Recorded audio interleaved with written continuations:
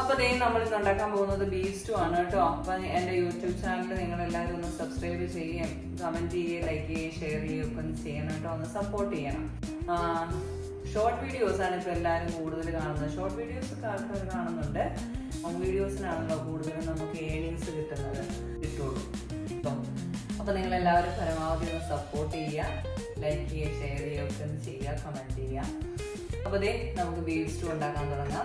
നമ്മൾ ഓൾറെഡി കുരുമുളക് പൊടി, ഉപ്പും ഇട്ട് പീസും ബീഫും ഉരുളൻകിഴങ്ങും ക്യാരറ്റും വേവിച്ച് വെച്ചിട്ടുണ്ട്. ബീൻസ് ഉണ്ടെങ്കിൽ നമുക്ക് ബീൻസും ചേർക്കാം കേട്ടോ.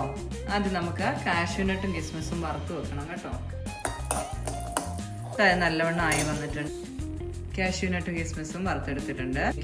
പട്ട, ഗ്രാമ്പു, ഏലക്ക, തക്കോലം ഉണ്ടെങ്കിൽ തക്കോലം, കുരുമുളക് ഇത്ര ഇട്ട് കൊടുക്കാം. സവാള, ഇഞ്ചി, വെളുത്തുള്ളി, പച്ചമുളക് ഇത്ര ഇട്ട് കൊടുക്കാം. നല്ലവണ്ണം നെയ്യിൽ വഴറ്റിയെടുക്കാം കേട്ടോ. ബീഫൊക്കെ ഉപ്പിട്ടാണ് വേവിച്ചേക്കുന്നത്. അപ്പോൾ ഇതിനാവശ്യമായിട്ടുള്ള ഉപ്പിട്ട് കൊടുക്കാം. കുറച്ച് ഗരം മസാലപ്പൊടി, കഷ്ണങ്ങൾ ഇട്ട് കൊടുക്കാം കേട്ടോ. അപ്പോൾ രണ്ടാം പാലിൽ നമുക്കിതൊന്ന് തിളപ്പിച്ചെടുക്കാം.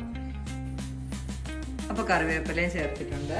നല്ലവണ്ണം തിളച്ച് വന്നിട്ടുണ്ട്. തീ കുറച്ച് വെച്ചിട്ട് നമുക്ക് കുറുകിയ തേങ്ങാപ്പാൽ ചേർത്ത് കൊടുക്കാം. നല്ലവണ്ണം മിക്സ് ചെയ്തിട്ട് തീ നിർത്തി കൊടുക്കാം കേട്ടോ. ഇതാ കാഷ്യൂനട്ട് വറുത്ത് വെച്ചിരിക്കുന്നത് ചേർത്ത് കൊടുക്കാം. ഇത്തിരി പഞ്ചസാര, ഒരു നുള്ളു പഞ്ചസാര ഓപ്ഷണലാണ്, വേണമെങ്കിൽ ചേർത്താൽ മതി. അങ്ങനെ നമ്മുടെ ബീഫ് സ്റ്റൂ റെഡി.